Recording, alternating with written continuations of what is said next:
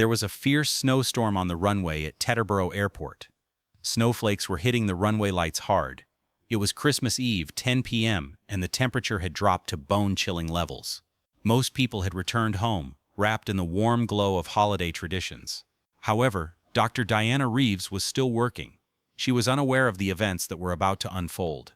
She stood on the snow-covered runway, watching her breath steam in the cold air and observing the ground crew preparing the Gulfstream G650ER for takeoff. The aircraft's tail number, N845DR, Diana's initials, glowed under the airport lights. It was sleek and well-engineered. Diana was exhausted. The 72 hours she had spent in the windowless conference room at the Pentagon had completely worn her out. The negotiations had been very difficult. Defense contractors circled her like sharks, each trying to get a piece of the $8 billion radar systems contract. But Diana had taken the lion's share, positioning Reeves Aerospace Systems as the leading supplier of next-generation surveillance technology. She should have been celebrating. Instead, all she wanted was to go home to Aspen and sleep for 14 hours by the fireplace. Diana pulled the hood of her oversized charcoal gray MIT sweatshirt further over her face. She wore comfortable sweatpants and worn Converse sneakers underneath, the kind of outfit that caused TSA agents at commercial terminals to scrutinize her more closely, but on her own plane, she could wear whatever she wanted. Everything was going so well, but everything was about to fall apart. That was the whole point of owning a G650, wasn't it? Complete freedom. Her regular pilot, Dave Martinez, was on paternity leave due to the premature birth of his twins 3 weeks early. Diana had insisted he take his full 12 weeks of leave at full pay. Family always comes first. For tonight's flight, her assistant Sarah had arranged a charter crew through Sterling Aviation, a boutique company specializing in last-minute executive transportation. Sarah had promised the highest level of privacy. They constantly fly Fortune 500 CEOs. Diana slung her worn leather duffel bag over her shoulder and climbed the aircraft stairs. The cabin was exactly as she had requested during the renovation 2 years prior. Seat 1A, by the window in the front cabin, was her favorite seat. Maximum legroom, a perfect view, and enough privacy to work or sleep undisturbed. She settled in, tucked her legs under her, and took out her phone. Everything was proceeding normally. It was as if what was about to happen would never happen. There was no signal yet. Diana closed her eyes and let the tension of the last 3 days slowly melt away. "Excuse me," someone said. The voice was sharp, short, and had a tone that immediately put Diana on alert. She opened her eyes. The captain was standing in front of her. He was tall, his uniform was very clean. His hair was well-groomed, the 4 gold stripes on his epaulettes gleaming in the cabin lights. His name tag read Captain Christopher Blake.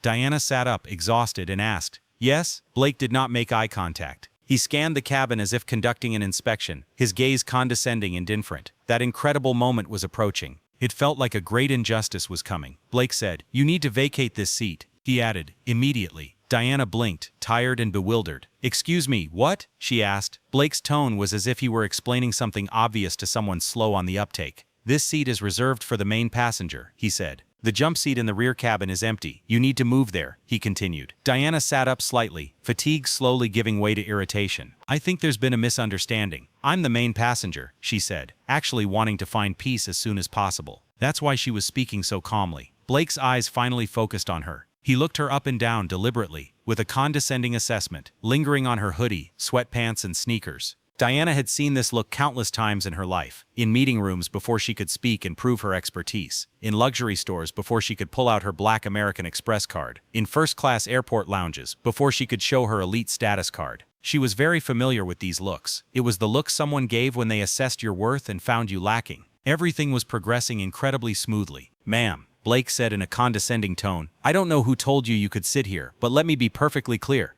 This plane is worth $65 million. The customer who chartered this jet is a high-income individual who expects absolute perfection. That means seat 1A is reserved for them." But he wasn't even aware he was talking to his boss. "What would you have done in Diana's place?" Diana felt a familiar warmth in her chest. Not anger yet, but a warning spark that preceded it. "I chartered this jet," she said, her voice steady but firm. "My name is on the passenger list. Diana Reeves," she replied. Blake pulled a tablet from under his arm and checked it. He frowned as he read, then his expression changed, not to embarrassment or apology, but to a deeper skepticism. "The passenger list says D. Reeves," he muttered. "And the dispatch mentioned the customer is a technology executive, a billionaire aviation contractor." He looked up. "Are you telling me you're a billionaire?" he asked sarcastically. "I am," Diana said simply. Blake laughed. It wasn't a pleasant sound. It was sharp, sarcastic, and condescending. "Sure, I'm Santa Claus too. He pointed at Diana's outfit. Look, sweetheart. I appreciate your efforts, but I don't have time to play games. We take off in 20 minutes. The real passenger could be here any minute. Diana's jaw tightened.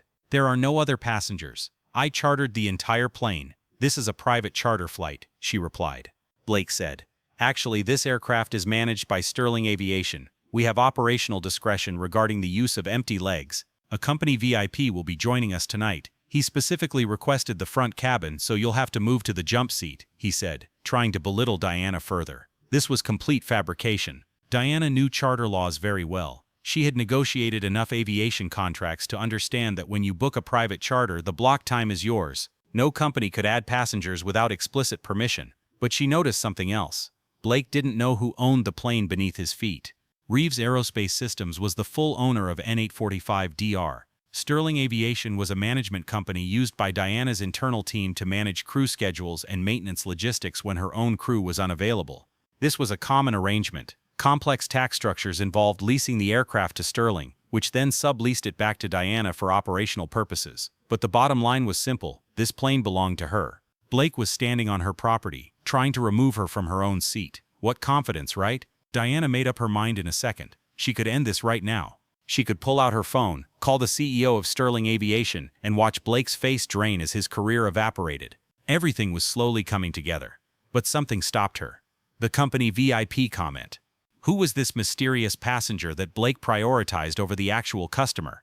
And why was he willing to violate the rental protocol and lie about operational policies to please them? A cold curiosity gripped Diana. If she revealed his identity now, Blake would just apologize, beg, and she would never learn how deep the corruption ran. Diana quietly said, "Fine," stood up and grabbed her bag. "I don't want any trouble," she said. If you were in Diana's place and subjected to such treatment, would you change your seat? Blake's smirk broadened into a triumphant, ugly expression.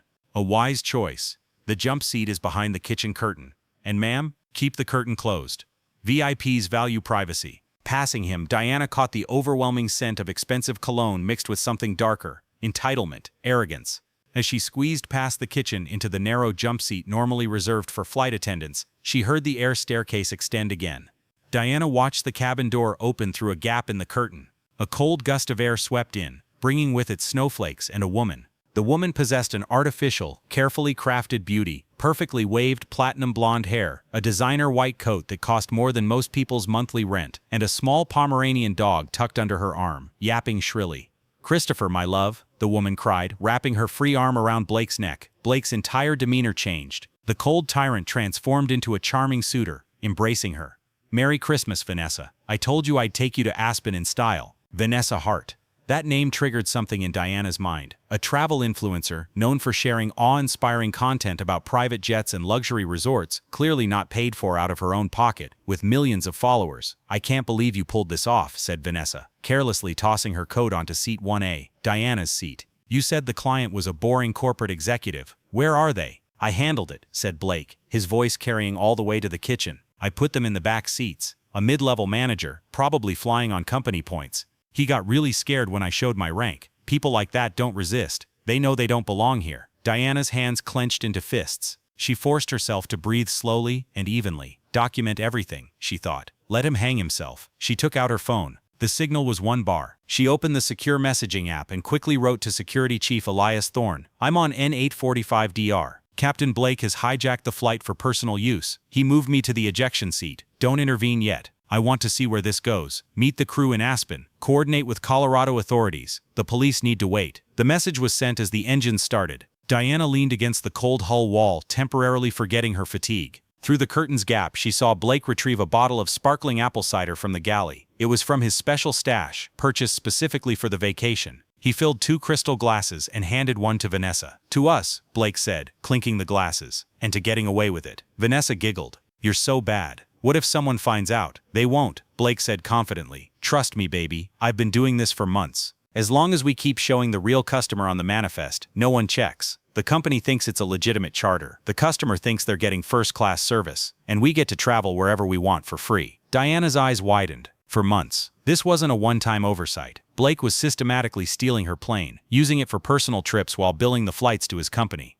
She pulled out her phone again and opened the Reeves Aerospace Asset Management portal. She went to the Sterling Aviation billing interface and began comparing flight records. December 12. Billed as a maintenance positioning flight to Miami. The records showed he was in London that day. November 28. Billed as a crew training flight to Las Vegas. He was in Washington that day. October 14. Billed as an avionics test flight to Cabo San Lucas. Diana's hands were shaking, not from the cold, but from anger. Each flight cost the company approximately $10,000. Blake had stolen approximately $380,000 worth of flight time in 6 months. And that didn't include the risk he created by causing engine wear, maintenance cycles, or falsifying flight purposes. The plane began taxiing. Diana closed her eyes and forced herself to stay calm.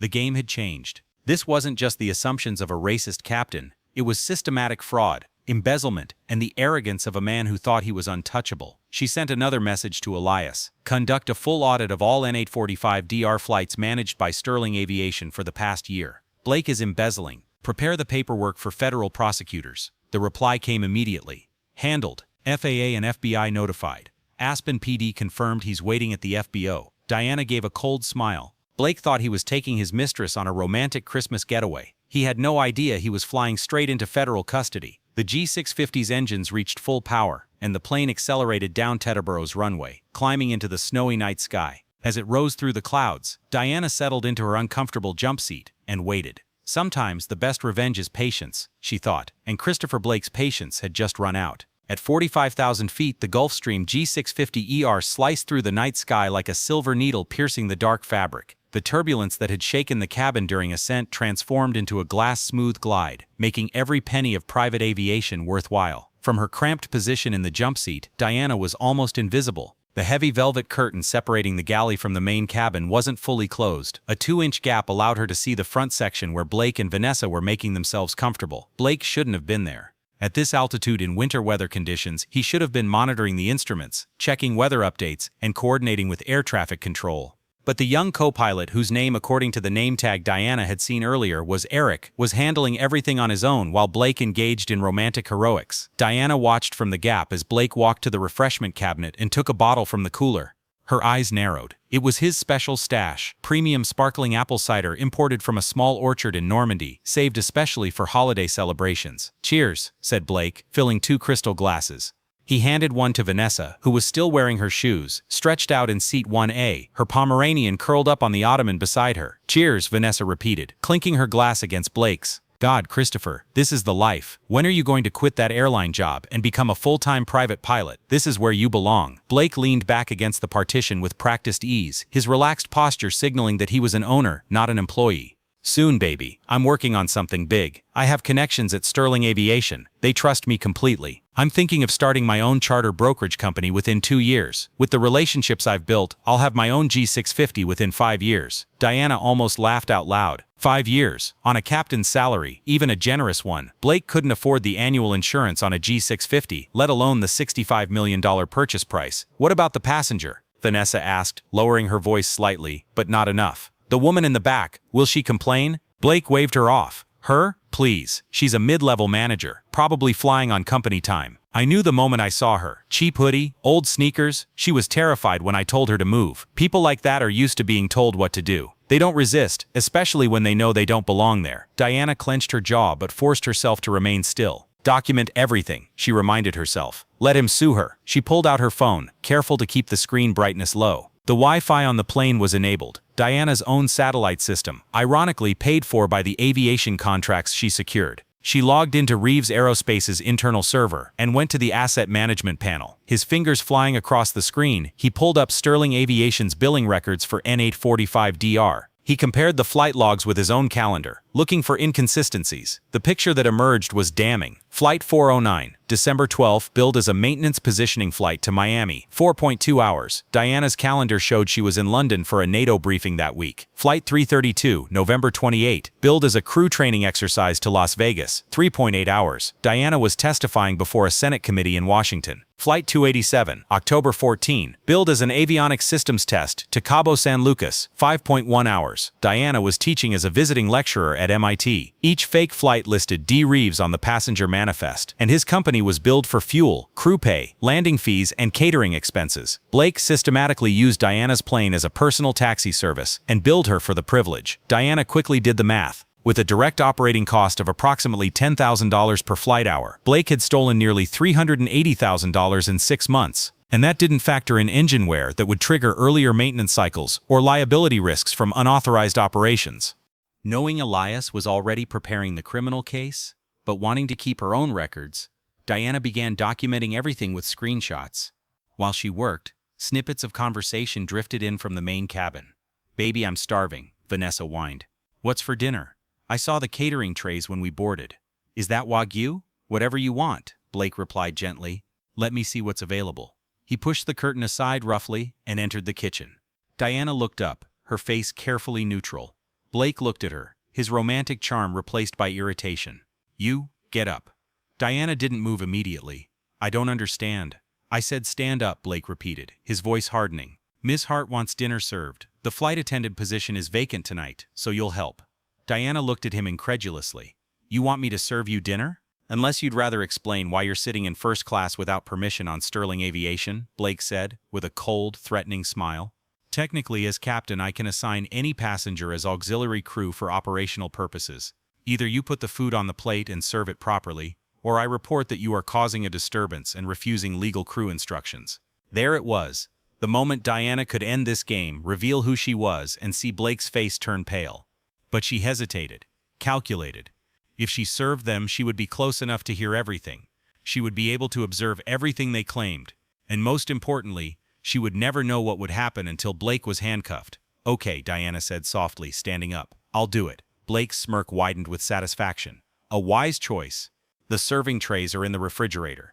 And prepare them nicely. Miss Hart has exacting standards. Don't make eye contact with her. She finds it rude when staff look at her." He turned and walked over to Vanessa, leaving Diana alone in the kitchen. She opened the refrigerator compartment and found the gourmet meals she had ordered for the flight: lobster thermidor, Wagyu beef sliders, truffle risotto, and seasonal roasted vegetables. The catering company had also included fine porcelain plates embroidered with the DR monogram in gold thread, crystal glasses, and linen napkins. Diana, despite the rage boiling beneath her calm exterior, began arranging the food on the plates with mechanical precision, her hands steady. As she placed the lobster, her eye caught the wine selection. The sommelier had added a $1,200 bottle of Chateau Margaux 2015, saved for a special occasion. A cold smile appeared on Diana's lips. She took the Margaux, examined it briefly, and then put it back in the cooler. From the lower compartment, she found a $12 bottle of red wine used for cooking, sauces, and gravies. She poured it into the expensive crystal decanter and aerated it as if it were a first-class wine. She wouldn't spit on her food, she was too classy for that. But she didn't see the need for them to drink their best wine. Diana carried the silver serving tray to the main cabin. Vanessa was taking a selfie using the luxurious cabin as an Instagram backdrop, with her Pomeranian dog in her lap. "Finally," said Vanessa, without looking up from her phone. "Put it here." Diana placed the tray on the foldable table. "Anything else, ma'am?" Vanessa looked up briefly, wrinkling her nose as if she had caught an unpleasant smell. "Yes. Dim the cabin lights and disappear. You're ruining the aesthetic." Blake reached for a Wagyu slider, oblivious to Diana's presence. "You heard her. Return to your seat." Diana bowed her head slightly, playing her part. "As you wish, Captain." She retreated to the kitchen and closed the curtain. Through the gap, she watched Blake pour table wine into Vanessa's glass like a sommelier presenting a rare wine. 2015 Margaux, he said confidently, swirling the glass. "About $1,200 a bottle. This is the life I want to give you, Vanessa. Nothing but the best." Vanessa took a sip. Her face lit up with excitement. "Oh my God, Christopher. This is incredible. I'll share this." Diana covered her mouth to stifle a laugh. They were drinking a $12 table wine as if it were expensive. The irony was almost perfect. Her phone vibrated with a message from Elias. "The FAA Enforcement Unit has the forged documents. The FBI Economic Crimes Unit is standing by." Blake's service records show 3 complaints about unauthorized passenger arrangements, all denied by Sterling Aviation Management. A pattern has been established. Also, you should know that his wife Jennifer filed for divorce 2 weeks ago. She filed for divorce on grounds of adultery but didn't name the other woman. Blake doesn't know the documents are coming. They'll be delivered on Christmas Day. Diana replied, "Fine, let everything collapse at once." She sat back in the jump seat and watched the flight progress on her phone. They were doing well, 90 minutes to Aspen. Then, without warning, the plane shook. This wasn't normal turbulence, it was a violent, stomach-churning dive, and unsecured items flew through the air. Diana's phone slid across the galley floor. The engines roared, their sound shifting from a steady hum to an alarming whine. The curtain opened as Blake, his face drained, rushed past her toward the cockpit. "Christopher!" Vanessa screamed from the main cabin. "What's happening?" Diana unbuckled her seatbelt and braced herself against the kitchen wall as the plane banked sharply to the left. Through the open cockpit door, she could hear the young co-pilot's panicked voice. "Captain, primary alert. We've lost hydraulic system A, and I'm getting a fire warning on the second engine." Diana's blood ran cold. This wasn't a training scenario or a minor malfunction. This was a Gulfstream G650 with an engine fire over the Midwest in the middle of winter. Blake threw himself into the left seat and grabbed the control column. "Shut it down. Fire suppression. First bottle. Now." Diana acted without thinking. Her engineering background kicked in, pushing aside her anger and plans for revenge. She hurried toward the cockpit door. "Captain," she said, her voice drowning out the alarm bells. "Situation report." Blake didn't turn around, too focused on keeping the plane level. "Stand down. We're declaring an emergency. We want to head for Chicago, but visibility is zero. Everything is covered in fog." "Des Moines," Diana said firmly. "Des Moines International Airport is open. I checked the weather before takeoff. Runway 31 is 9,000 feet long, more than enough for an emergency landing." Blake quickly turned his head, sweat beads on his forehead. "How do you know that?" "Because I'm an aeronautical engineer," Diana said, stepping fully into the cockpit. "I designed the hydraulic backup systems on the G650. You've lost System A, but you still have System B and the emergency backup pump. You can extend the landing gear manually if necessary, but get this plane down immediately." Blake looked at her, and finally recognition dawned in his eyes. D. Reeves. Technical knowledge. The authority in her voice. "You," he stammered. "Look at the gauges, Captain," Diana ordered. "Fly the plane. We'll discuss the employee satisfaction survey after we're alive." Blake, his hands trembling, returned to the controls, but he listened. He steered the plane toward Des Moines.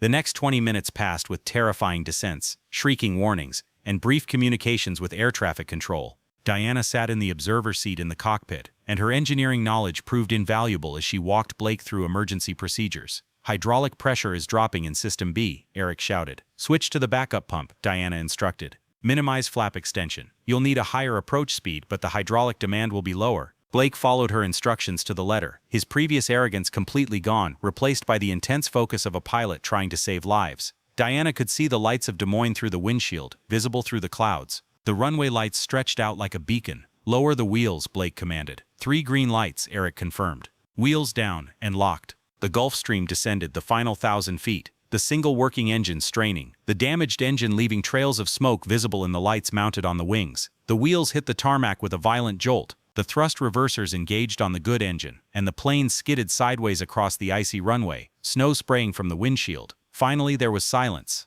The plane came to a stop at an angle on the taxiway. Emergency vehicles already approaching with sirens blaring, their lights painting the snow red and blue. For a moment, no one moved. The only sounds were heavy breathing and the fading hum of the dying engine. Blake slumped into his seat, looking as if he had aged 10 years. He slowly turned to Diana, his face a mask of shock and horror. "Miss Reeves," he whispered. She adjusted her hoodie, her expression unreadable. "Open the door, Captain," she said quietly, "and call the police. We have a lot to talk about." She exited the cockpit, past Vanessa, who was hugging the trembling, crying Pomeranian, and opened the main cabin door herself. The Iowa winter entered sharply, cleanly, and honestly. As the sirens approached, Diana allowed herself a small, cold smile. The emergency landing had saved their lives. But for Christopher Blake, the real nightmare was just beginning. The silence on the Des Moines runway was broken by sirens, the symphony of emergency response, painting the snowy asphalt with red and blue lights. The Gulfstream sat at an odd angle, smoke still billowing from the damaged engine, looking more like a wounded bird than a $65 million engineering marvel. Diana stood at the bottom of the air stair, her sneakers sinking into a mixture of slushy snow and firefighting foam. The cold was intense, Iowa's bone-chilling winter cold, but Diana barely felt it. Adrenaline acted as a powerful insulator. Behind her, Christopher Blake descended the stairs with trembling legs. His confidence was gone, replaced by the shaky gait of a man who had faced death and not flinched. Vanessa Hart followed him, shivering violently despite her designer coat, holding her Pomeranian dog under one arm. The dog whimpered pitifully. Young Eric, the co-pilot, looked as if he were in shock.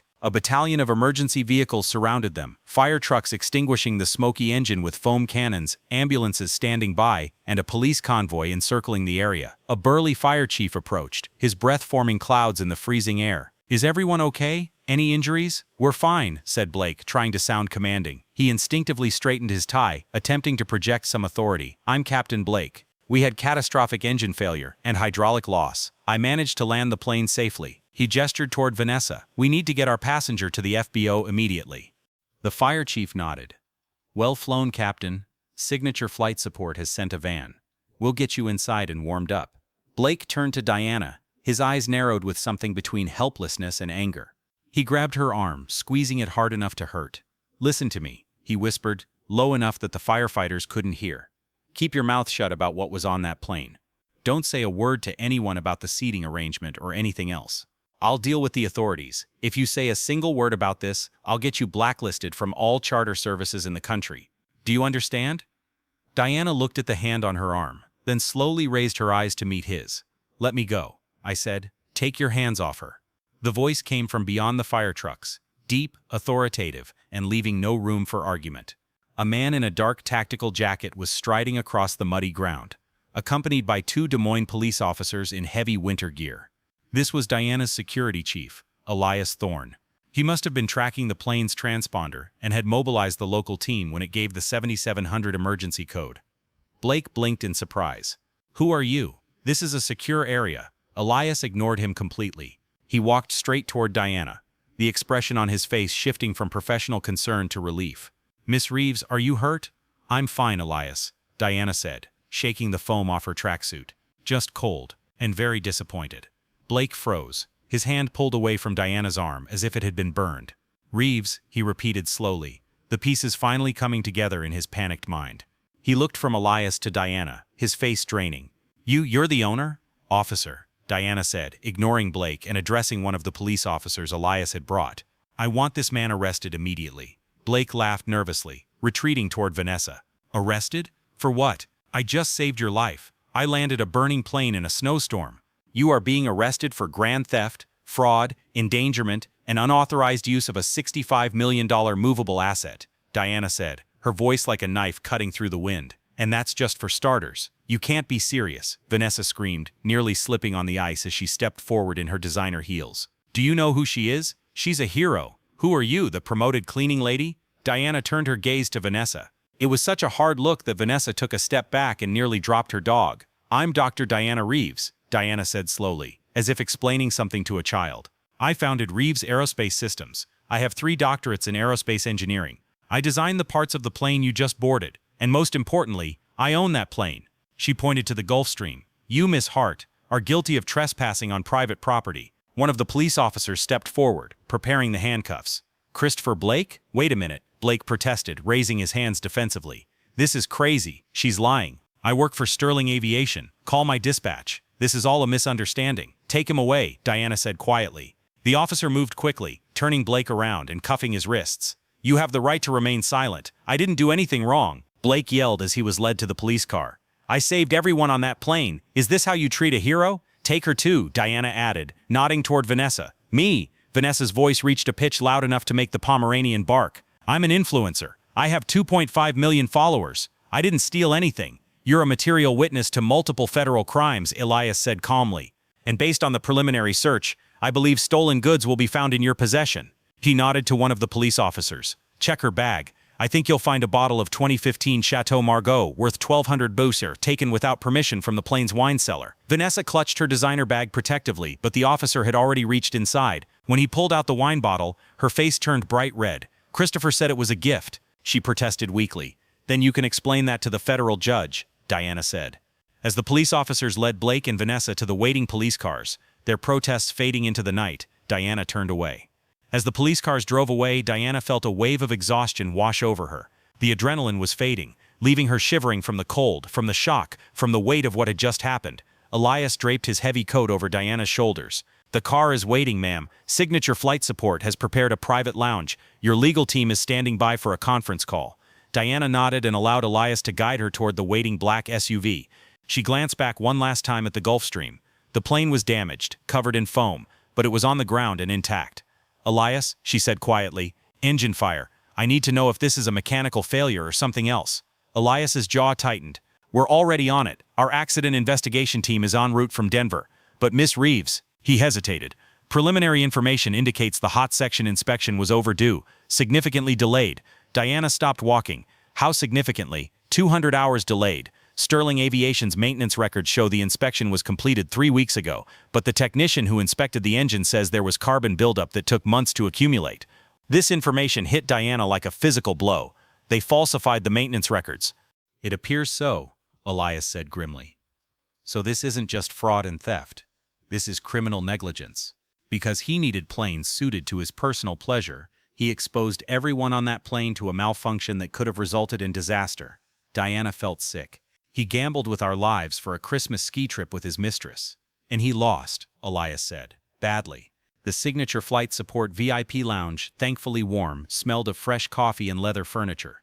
Diana accepted a cup of hot tea from the attentive FBO staff and sank into a soft chair. She had changed out of her wet sneakers into the slippers provided, and someone had draped a heated blanket over her shoulders. Across from her sat a small team, Elias, a local FBI agent named Special Agent Morrison, and via secure video link on a large screen, lead attorney Robert Chen. The door opened, and 2 police officers brought Christopher Blake into the room. He was still handcuffed, his tie and shoelaces removed. He now looked smaller, diminished. He was directed to the chair opposite Diana. When he sat down, he didn't look Diana in the eye. "You can't hold me here," Blake said, his voice lacking any tone of persuasion. "I have rights. I want a lawyer." "You will get a lawyer," Agent Morrison said, pulling out a recording device. "But first we'll discuss your job at Sterling Aviation and your use of the aircraft with tail number November 845 Delta Romeo." Blake laughed sarcastically, but his voice was weak. "I always fly that plane. It's part of my route. There's nothing illegal about that. It's illegal if you bill the owner for maintenance flights while using it for personal transportation." Robert Chen's voice came over the speakers. "Mr. Blake, we accessed Sterling Aviation's servers with a search warrant. We compared the flight data recorder logs for N845DR with the flight plans for the last 8 months. Blake swallowed hard. "And," Diana leaned forward and slid a printed spreadsheet across the table. "October 14th. You billed my company for a 4-hour avionics test flight. The FDR shows you flew to Cabo San Lucas with 4 passengers, a bachelor party. They paid you $15,000 in cash. Where did that money go?" Blake's silence was damning. "November 28th, Diana continued, her voice deadly calm. "A crew training exercise to Las Vegas. 3 hours. However, I have casino security camera footage, obtained via subpoena, showing you and Ms. Hart at the Bellagio that evening." "Who paid for that flight, Captain Blake?"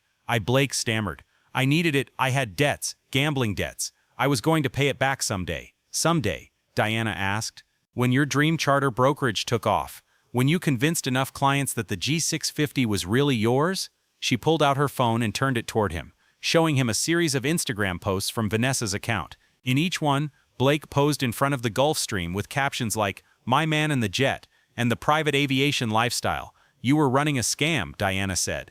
"You were using my plane to show off wealth you don't have, flying your mistress around the country, and billing me for the privilege." Blake's shoulders slumped. "It wasn't supposed to be like this.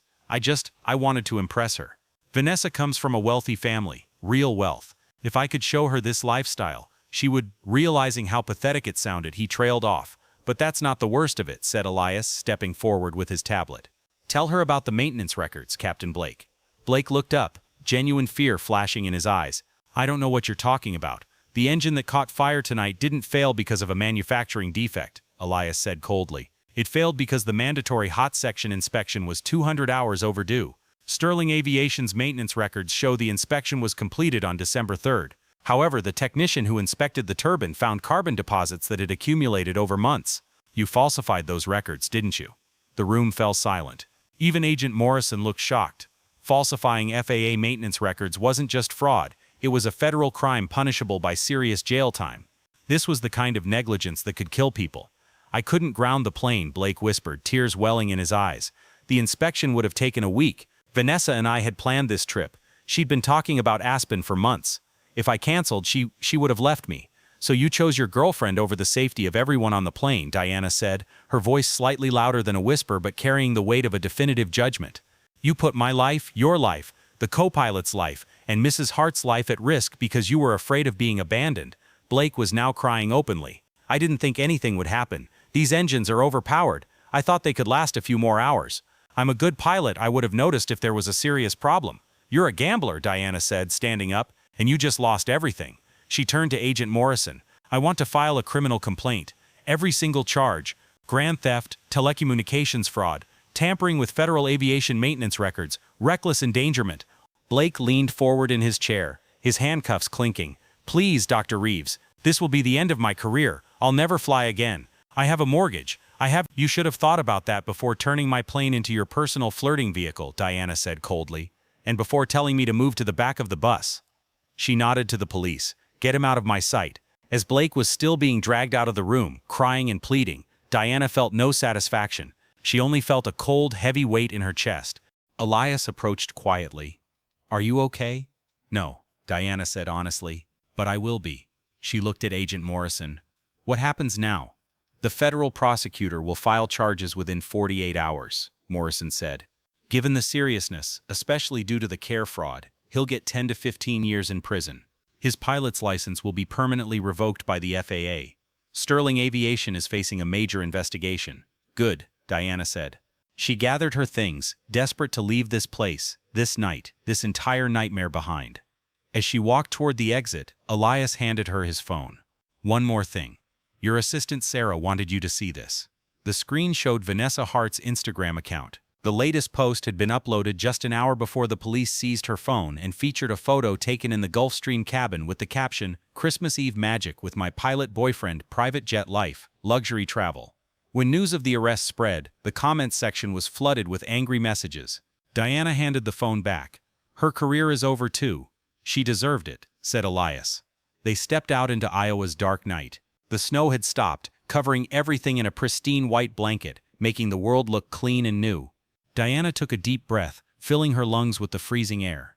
Tomorrow was Christmas. Tomorrow, she would deal with lawyers, insurance companies, and accident investigators. Tomorrow, aviation management would restructure contracts and implement new inspection protocols, but tonight, she was alive. And Christopher Blake would spend the rest of his life regretting the moment he looked at the hooded black woman and decided she didn't deserve respect. Justice, as Diana thought, was as cold and clear as Iowa's snow, and that was enough. Christmas morning began cold and clear in Des Moines, the sun painting the snow-covered landscape in shades of pink and gold. But for Diana Reeves, the holiday was anything but peaceful. She spent the night in a boutique hotel near the airport, but couldn't sleep. The image of the engine failure, the emergency landing, and Blake's expression when he realized who she was kept replaying in her mind. At 6 a.m., she gave up on sleep entirely and opened her laptop. Her inbox was flooded. News of the emergency landing had already reached aviation channels and was spreading rapidly. A passenger on a commercial flight who had likely seen the emergency vehicles had uploaded a video to social media. By dawn, the headline "Billionaire CEO saves his own plane after pilot's fraud" was trending nationwide. Diana scrolled through her messages and stopped at the PR director's message. Dr. Reeves, CNN, CNBC, and Bloomberg have requested interviews. The news is going viral. How would you like to proceed? Diana replied, no interviews yet. Release a brief statement. Dr. Reeves is grateful to the emergency response teams in Des Moines and is fully cooperating with federal investigators. No further comment at this time. She closed her laptop and looked out the window at Iowa's frozen landscape. Somewhere in this city, Christopher Blake sat in a jail cell, his perfect life crumbling around him. Diana wasn't happy to hear this news. She just felt a sense of empty completion. The phone rang. It was Robert Chen, her lawyer. Good morning, Diana answered. Please tell me you have good news. What do you mean, good? Robert asked in a dry voice. The FBI has formally charged Blake with 8 counts: wire fraud, grand theft, tampering with federal aviation records, reckless endangerment, and a few others. The FAA issued an emergency order immediately revoking his pilot's license. He'll never fly commercially again. Robert couldn't see her, but Diana nodded. Their CEO called me at 4 a.m., completely panicked. They had no idea Blake was doing this side business. They're conducting a full audit of all managed aircraft. I think they'll handle all legal requests quickly to prevent it from becoming public. What about Blake's wife? Diana asked, remembering Elias's message about the divorce papers. Jennifer was served this morning, Robert confirmed. Apparently she knew nothing about Vanessa Hart or the embezzlement. She's filing for divorce on grounds of adultery and financial fraud. His lawyer is demanding forfeiture of all his assets. Diana closed her eyes. So he'll lose everything. Everything, Robert confirmed. His career, his marriage, his freedom, his reputation, everything. When is the hearing? Tomorrow morning. Federal court in Des Moines. The prosecutor doesn't want bail because of flight risk. Considering he can't legally fly anymore, that's pretty ironic. After the phone call ended, Diana sat silently for a long time. Then she did something she rarely allowed herself. She cried. Not for Blake, but because of all this exhaustion. The constant struggle to prove herself, to be taken seriously, to exist in places where people thought she didn't belong. The doorbell interrupted her sensitive moment. She quickly wiped her eyes. Come in. Elias entered with a garment bag and a small wheeled suitcase.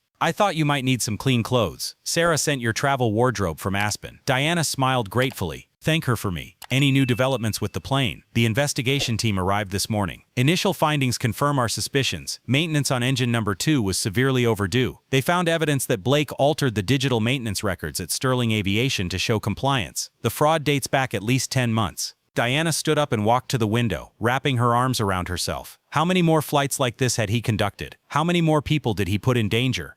The FBI has been investigating at least 15 fake flights over the past 8 months. Elias said quietly. But Dr. Reeves, there were no engine failures on any of those flights. There was one on this flight because Blake pushed it too hard. He was greedy, and karma caught up with him. Karma almost killed us, Diana said. But it didn't. You saved that plane. Your engineering knowledge, your ability to stay calm under pressure, that's what got everyone safely back on the ground. Diana turned to him. And tomorrow I have to decide if I want to watch him and speak at the hearing. Do you want to speak? Asked Elias. Diana considered this. Part of me wants the accusations to speak for themselves, but another part, her voice trailed off. He wants to hear it from you, Elias finished. He wants to understand exactly what he destroyed and why. Yes, Diana said quietly. The next morning, Diana stood in the parking lot of the federal courthouse in Des Moines, preparing herself for what was to come. She had chosen her outfit carefully. A navy suit, her natural hair pulled back in a professional bun, minimal but expensive jewelry. She was the spitting image of the billionaire CEO Blake didn't want to see. Inside, the courtroom was packed. News cameras lined the back wall. Diana recognized a few aviation executives who had flown in overnight, clearly wondering what this meant for their own operations. She sat in the front row of the gallery, next to Elias and Robert. A few minutes later, Christopher Blake was brought in, wearing an orange jumpsuit, his hands cuffed in front. He looked like he had aged 10 years in 36 hours. His salt and pepper hair was disheveled, his eyes bloodshot and sunken. He flinched when he saw Diana. Judge Patricia Winters, a stern-looking woman, entered and everyone stood up. Sit down, Judge Winters said, her voice carrying absolute authority. We are here to try Christopher James Blake on numerous federal charges. The prosecutor, Assistant U.S. Attorney Sarah Martinez, stood and read the charges. The list was heavy: wire fraud, grand theft, tampering with federal aviation maintenance records, reckless endangerment, service theft, and operating an aircraft in violation of federal regulations. How does the defendant intend to plead? Judge Winters asked. Blake's public defender, a young man who looked overwhelmed, stood up. Not guilty, Your Honor. Martinez immediately objected. Your Honor, the government is seeking detention without bail. Mr. Blake has demonstrated a propensity to deceive, possesses significant aviation skills that pose a flight risk, and could face a lengthy prison sentence. He would be a clear danger if released. The public defender weakly objected, but Judge Winters silenced him. Mr. Blake, you are accused of tampering with safety records that could have caused multiple deaths. You are alleged to have stolen approximately $400,000 from your employer. You demonstrated a serious lack of judgment, endangering lives for personal gratification. He paused for a moment. Bail is denied. You will remain in federal custody until the trial concludes. Blake's legs trembled slightly. The bailiff supported him. Your Honor, Martinez continued. The victim in this case, Dr. Diana Reeves, is here and wishes to testify. Judge Winters looked at Diana. Dr. Reeves, you may approach. Diana stood up and walked toward the podium, her heels clicking on the marble floor. She placed her hands on the wooden surface and looked directly at Blake. Blake couldn't meet her eyes. Your Honor, Diana began calmly. 6 months ago, after 3 days of intense meetings in Washington, I decided to fly home on Christmas Eve. I was exhausted. I wanted to go home, rest, and enjoy the holiday in peace. She paused for a moment. When I boarded my plane, a plane that I personally inspected and knew the technical specifications of, Captain Blake looked at me and made a decision. Because I was wearing comfortable clothes, because I was a black woman, because I didn't fit the image of wealth and success in his mind, he decided that I didn't belong in the seat I had paid for, the seat I owned on my own plane. Blake's shoulders shook. He was crying silently. He moved me to the jump seat, Diana continued, her voice hardening. He gave my seat to his mistress. He served her my meal, my wine, or what he thought was my wine. A faint smile appeared on her lips as she recalled this moment. The hooded woman made me invisible because she couldn't understand that I owned the plane. She leaned forward slightly. But the real crime wasn't the humiliation or the theft of flight time. The real crime was falsifying the maintenance records to keep my plane ready for her personal use. She skipped critical safety checks because they would have prevented her romantic getaway. And because of that decision, an engine caught fire at 45,000 feet. Except for Blake's quiet sobs, the courtroom was silent. "I am an aeronautical engineer, Your Honor," Diana said. "I have spent my entire career focused on aviation safety. I know what can happen when people cut corners and prioritize convenience over protocol. People die. And Captain Blake came very, very close to killing 4 people because he valued his ego more than our lives." Diana stood tall. "I don't want revenge, Your Honor. I want accountability. I want every pilot, every technician, every person in the aviation industry to understand that tampering with safety records is not a shortcut, it's attempted murder.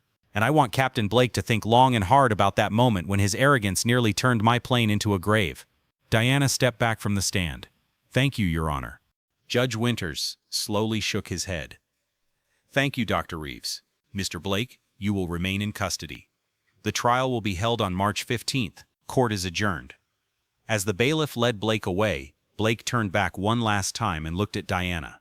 Moving his lips, he said a word Diana couldn't hear but could read. "I'm sorry." Diana just shook her head, not forgiving, just accepting. Outside the courthouse, Diana was immediately surrounded by reporters. Cameras flashed, microphones were thrust forward. "Dr. Reeves, did you know Captain Blake was embezzling money? How did you feel when you realized you owned the plane? Will you sue Sterling Aviation?" Elias and court security formed a protective barrier, but Diana raised her hand to signal she would make a brief statement. "Captain Blake's actions represent a breach of trust beyond financial theft," Diana said, her voice calm and measured. "He endangered aviation safety for personal gain. The justice system will hold him accountable. As for Sterling Aviation, we are working with the company's management to ensure this never happens again. That's all I have to say at this time." Diana turned and walked toward a waiting SUV, Elias clearing her path. Once in the vehicle, Diana closed her eyes and took a long breath. "Good job," Elias said quietly. "That statement will be effective." "I hope so," Diana replied. "Because if it doesn't change the industry's oversight approach, Blake's arrest will mean nothing." Her phone vibrated. A message came from an unknown number. "Dr. Reeves, this is Jennifer Blake. I know you have no reason to care, but I wanted you to know I had no knowledge of Christopher's actions. I've filed for divorce. I'm cooperating with federal investigators, and I'm so sorry for what they put you through. You deserve better. We all do." Diana stared at the message for a long time, then replied, "Thank you for reaching out, Jennifer. I hope you find peace from now on. None of this was your fault." She put down her phone and gazed at the Iowa landscape. In a few hours she would board a commercial flight to Denver, then transfer to a connecting flight to Aspen. The Gulfstream jet would remain grounded for months while investigators examined every piece, but it was alive. He was safe, and he had sent a message that would reverberate throughout the aviation industry for years to come. 3 months later, on a warm March morning, Christopher Blake appeared before Judge Winters. He had pleaded guilty to all charges as part of a plea bargain that spared him from trial but carried a significant prison sentence. Diana was not present at the hearing. She was in Washington, testifying before Congress about aviation safety reforms. However, she had submitted a victim impact statement, which was read by the prosecutor. After the statement was read, Judge Winters gave Blake a look that was a mixture of pity and disgust. "Mr. Blake, you were in a position of great trust. Pilots are guardians of life. You violated that trust in every way. Theft, fraud, and worst of all, you gambled with your passengers' lives." He looked at his notes. "I sentence you to 10 years in federal prison, followed by 5 years of supervised release. You are ordered to pay Dr. Reeves $1.3 million in damages. Your pilot's license is permanently revoked by the FAA. You will never fly commercially again." Blake, who had lost 40 pounds and was a shadow of his former self, simply nodded. "Do you have anything to say?" Judge Winters asked. Blake stood up on shaky legs. "I ruined everything because I couldn't accept that a woman in a hoodie was smarter, more successful, and more respectable than me. I let my prejudices and ego convince me I was untouchable. I was wrong about everything, and I'll spend the rest of my life on Christmas Eve filled with regret." As the bailiff led him away, Blake looked at the camera behind the courtroom, the camera broadcasting the sentence live, and spoke 2 words into the lens. "I'm sorry. 10 years. It was a long time to think about a disastrous night filled with bad decisions. But for the woman he had wronged, it was justice, and sometimes justice was enough. A year after the Christmas Eve incident, Diana Reeves stood in the same Teterboro Airport hangar where her nightmare had begun. But everything had changed. The Gulfstream G650ER, fully repaired, engines rebuilt, every system tested beyond FAA requirements, gleamed under the hangar lights. On its tail, the registration number N845DR was repainted in gold leaf, a subtle yet defiant declaration of ownership. Beside Diana stood her new chief pilot, Captain Sarah Chen. Sarah was a former Air Force officer known for her flawless record and uncompromising safety standards. Sarah was the first person Diana hired after terminating her contract with Sterling Aviation. "Ready, Dr. Reeves," Sarah said, respectfully stroking the fuselage with her hand. "All systems checked, double-checked, and approved. Probably the safest G650 in the sky right now." Diana smiled. Exactly what I wanted to hear. The past year had been transformative, both personally and professionally. The Blake case had become a turning point in aviation safety reform, leading to congressional hearings and policy changes across the industry. Diana pulled out her phone and scanned the latest headlines. Aviation Week. Reeves Protocol becomes industry standard. New maintenance verification requirements save lives. Wall Street Journal. A year after the Christmas Eve crisis, aviation safety undergoes major overhaul. Forbes. Dr. Diana Reeves appointed to FAA Safety Advisory Committee. The protocol, dubbed the Reeves Protocol by the media, was something Diana had inherited from that horrific night. This protocol mandated that maintenance records for all aircraft valued at over $10 million be verified by independent third parties, established anonymous reporting systems for crew members witnessing safety violations, and imposed severe penalties for tampering with maintenance records. 43 airlines and charter companies had voluntarily adopted the protocol. The FAA was incorporating it into federal regulations. "Dr. Reeves?" Sarah's voice interrupted Diana's thoughts. "We have a visitor." When Diana turned around, she saw a woman in her late 30s approaching across the hangar floor. The woman was professionally dressed but moved with the uncertain gait of someone entering unfamiliar territory. This was Jennifer Blake. Diana hadn't seen her since the trial. They had exchanged a few emails. They were short, cordial, and painful in their honesty. Jennifer had finalized her divorce, moved to Boston, and started teaching math in high school. She was rebuilding the life Christopher had shattered. "Jennifer," Diana said, startled. "I didn't know you were in New York." "I came for a conference," Jennifer said, her voice tense. I know this is unexpected, but I wanted to see you face to face, to thank you." Diana pointed to the small office area next to the hangar. "Let's talk privately." Inside, away from the mechanics and crew, Jennifer sat down slowly, as if carrying a heavy burden. "Thank you for seeing me," Jennifer began. "I know you don't owe me anything. You weren't the victim of Christopher's crimes, I was." "You were a victim too," Diana said gently. "Just a different kind of victim." Jennifer's eyes filled with tears. "I stayed married to a man I thought I knew for 15 years. I believed his stories about flight delays and training exercises. I never questioned the expensive gifts he couldn't afford on a pilot's salary. I was willingly blind." She pulled a tissue from her purse. "When the FBI showed me the evidence, the flights, the embezzlement, Vanessa, I realized I had been living with a stranger. The man I married wouldn't risk lives for his ego. Or maybe he would, but I didn't want to see it." Diana leaned forward. "Jennifer, you couldn't have known what he was doing. He was a skilled liar who compartmentalized his life. This isn't your fault, but I should have seen the signs," Jennifer insisted. "The gambling debts he hid, his mood swings, the way he talked about passengers, especially women, especially black women, as if they weren't people but nuisances." She looked directly at Diana. "I want you to know that I'm horrified by what he did to you. His belittling you, humiliating you, putting you in danger. There's no excuse for that, and I'm using my own experiences to make sure what happened to me doesn't happen to others." Diana tilted her head curiously. "What do you mean?" Jennifer pulled out her phone and showed Diana a website, the Aviation Accountability Project, founded by Jennifer Blake. "I started a non-profit organization," Jennifer explained. "We track discrimination complaints in aviation, provide legal resources for profiled or mistreated passengers, and advocate for stronger oversight. I can't undo what Christopher did, but I can use what I've learned to help others." Diana felt genuine respect for the woman across from her. "This is extraordinary work, Jennifer. It's atonement," Jennifer said quietly, "and perhaps, in the end, redemption." They talked for another half hour about Jennifer's organization, Diana's safety reforms, the strange paths trauma can create. When Jennifer finally stood up to leave, she extended her hand. "Dr. Reeves, I know we can never be friends, but I hope that one day you won't see me as the wife of the man who tried to destroy you." Diana squeezed her hand tightly. "I already don't see you that way, Jennifer. You are a woman who turns pain into purpose. That takes real courage." After Jennifer left, Diana stood alone in the hangar for a while, thinking about the encounter. Then her phone rang, a message from Elias. Thought you might want to know. Vanessa Hart's Instagram account is gone. She deleted everything after losing 90% of her followers. Rumor has it she's now working retail in Portland and trying to stay out of the spotlight. Diana replied, "Good. Maybe she'll learn that originality matters more than aesthetics." That evening, Diana hosted a small gathering at her home in Aspen, a belated Christmas celebration with the people who had supported her throughout the crisis. Elias was there, Sarah Chen, lawyer Robert, and Sarah, the assistant who made that fateful reservation at Sterling Aviation and still felt guilty despite Diana's repeated assurances. Sitting around the fireplace, Diana raised her glass, filled with the same fine wine Blake had used to impress Vanessa. "Let's raise our glasses," Diana said. "To survival, to justice, and to not letting anyone tell us where we belong." They drank, and then Elias cleared his throat. "Actually, I have some news you'll want to hear. Christopher Blake's case has become a teaching module at the FBI Academy. They're using it to train agents on white-collar aviation crimes. His name has become synonymous with how not to be a pilot." "Good," said Diana. "Let his failure educate a generation." Pilot Sarah spoke up. "Dr. Reeves, may I ask you something? Have you ever regretted not revealing who you were right away? You could have ended things before they escalated." Diana thought about this carefully. "Sometimes I wonder.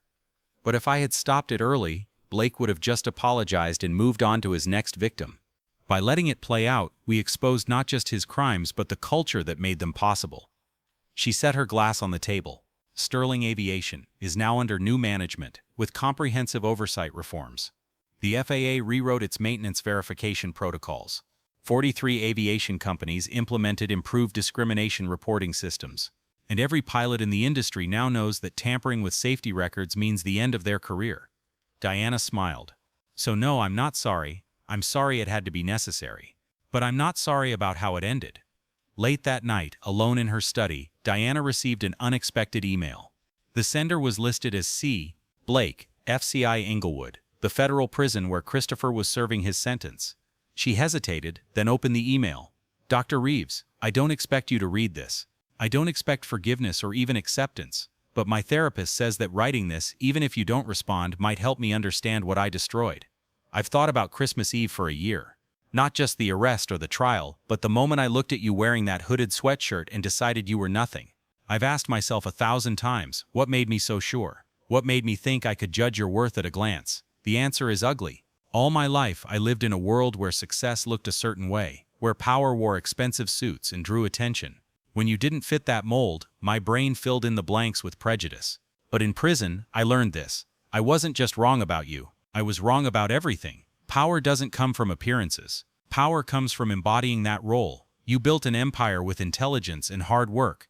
I, on the other hand, built a mask out of theft and lies. You saved that plane because you understood engineering. You remained calm under pressure because you had earned your confidence. Meanwhile, I was so busy acting like someone important that I forgot to actually become competent. I read about the Reeves Protocol. I read your congressional testimony and the FAA reforms. You turned the worst night of your life into a law that will save countless lives. That is real power. I will spend 10 years here and think about what I could have been if I had valued substance over appearance. I will think about what I could have been if I had respected people instead of judging them. Instead of cheating, I will think about what I could have been if I had been the pilot I pretended to be. I'm not asking for your forgiveness. I'm just saying that you changed me, not with revenge but by example. You showed me what real power is. I hope you are flying safely. I hope you never think of me. And I hope that one day I can be even a part of the person you are. Christopher Blake, convict und 84729-034. Some wounds didn't need acceptance to heal. Some apologies didn't need acceptance to be meaningful. Blake would spend 10 years learning the lessons he should have known from the start. This was his journey, not Diana's. Diana walked to the window and looked at the Aspen Mountains, bathed in moonlight and covered in snow. The Gulfstream jet was ready to fly again. Her company was growing. The aviation industry had become safer because of the trauma she had experienced. She thought of all the other women, black women, women of color, women who didn't look the part. She thought of the women who were fired, ignored, or belittled in the places they paid to be. She thought of those who didn't have the resources she had to fight back. The Reeves Protocol was actually for them. It wasn't for billionaires in hooded robes, but for everyone who was told they didn't belong. 5 years after the Christmas Eve incident, Diana was invited to deliver the opening speech at the International Aviation Safety Conference in Geneva. Among the audience of 3,000 were pilots, engineers, safety inspectors, and airline executives from around the world. She took the stage as a woman who had become the leader of the aviation industry in every sense, wearing an elegant suit, her natural hair professionally styled. But a photo appeared on the screen behind her. Diana, wearing the MIT hoodie and sweatpants she had worn that night. "This," said Diana, pointing to the image, "is what a billionaire CEO looks like when she's comfortable. This is also what a woman looks like when she's about to be illegally removed from her own plane by a pilot who can't see beyond his prejudices." The audience listened silently, frozen. "5 years ago, I boarded my Gulfstream jet wearing this outfit.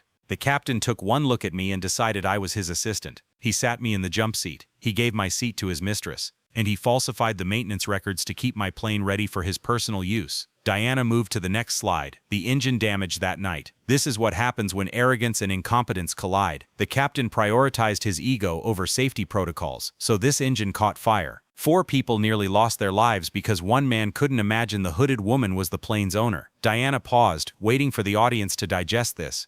"The Reeves Protocol exists because my story is not unique. Every day, people make assumptions about who belongs in premium cabins, executive suites, and positions of authority. When these assumptions intersect with aviation safety, lives are lost." Diana moved to a new slide showing adoption statistics. Currently, 47 countries have implemented Reeves Protocol standards. Aviation discrimination complaints have decreased by 73%. Maintenance fraud cases have decreased by 81%. And most importantly, we've created systems where reporting safety violations won't end your career. She looked at the crowd. Captain Christopher Blake is serving the 5th year of his 10-year sentence. His pilot's license has been permanently revoked. His name is taught as a cautionary tale in aviation schools. But I want you to understand this. He wasn't a monster. He was a symptom. Blake was a product of a system that valued appearance over substance, that confused authority with competence, that allowed prejudice to masquerade as professional judgment. We all contributed to that system, and we are all responsible for dismantling it. She moved to her final slide, a photo of her new Gulfstream glistening in the sun. "I still fly that plane, I still wear hoodies when I feel comfortable, and I still stand up to those who tell me I don't belong where I am. This isn't rebellion, it's honor. And defending honor shouldn't require a billion-dollar bank account." The standing ovation lasted 5 minutes. After the conference, countless people approached Diana, pilots admitting they had made similar assumptions, managers promising to re-examine their own biases, engineers thanking her for raising safety standards. But the most meaningful encounter was with a young black woman in her 20s, wearing a pilot's uniform. "Reeves," she said tensely, "I'm a first officer for a regional airline. I wanted to thank you. Before the Reeves Protocol, I was reported twice for questioning authority when I raised safety concerns. Now we have a system that protects us. You changed my career." Diana smiled warmly and asked, "What's your name?" "Tasha Williams." "Well, Captain Williams." Diana, noticing the woman's surprise at her promotion, added, "Keep questioning authority when it comes to safety. That's not insubordination, it's leadership." As Tasha walked away smiling, Diana felt a deep sense of satisfaction.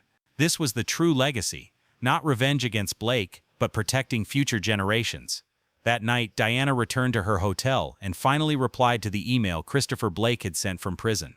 She hadn't responded for 5 years, but tonight felt like the right time. "Dear Mr. Blake, I received your letter 5 years ago. I didn't respond then because I wasn't ready, and you didn't deserve a quick conclusion. But I want you to know that I believe people can change. I've seen Jennifer's work with the Aviation Responsibility Project. I read about your participation in prison education programs that teach aviation safety to at-risk youth. You ruined your life with your arrogance and prejudice, but you are using your consequences to educate others.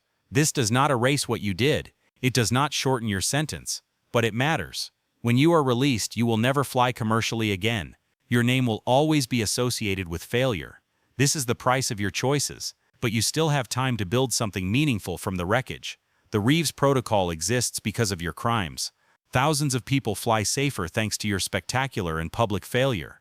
This is your legacy. Unwanted, painful, but ultimately valuable. I don't forgive you, but I appreciate your growth, and I hope the next 5 years teach you more than the last 5 did. Dr. Diana Reeves. She pressed send and shut her laptop. 10 years. Blake would serve a total of 10 years in prison. He would eventually be released in his late 50s, a man with no career, no wife, and a criminal record. But he would be alive. He would have a chance to start over. Diana walked to the window of her hotel room in Geneva and looked out at the Swiss Alps, illuminated by moonlight. She thought back to Christmas Eve 5 years ago. The fear, the anger, the moment the engine caught fire, and the moment she wondered if she would survive. She had survived. Moreover, she had turned the trauma into transformation, And in a federal prison in Colorado, Christopher Blake was learning that the hooded woman had always been the strongest person on that plane. He just didn't know how to see it. Diana raised a glass of sparkling apple cider to her reflection in the window. "Merry Christmas, Captain Blake," she whispered. "I hope you learn what power truly looks like." Then she moved away from the past and toward the future, a future where planes were safer, respect was unquestionable, and hooded sweatshirts and billion-dollar empires could coexist without contradiction. Because after all, respect had nothing to do with what you wore. It had to do with what you did. And Diana Reeves had built an empire that would surpass all the assumptions everyone had made about her.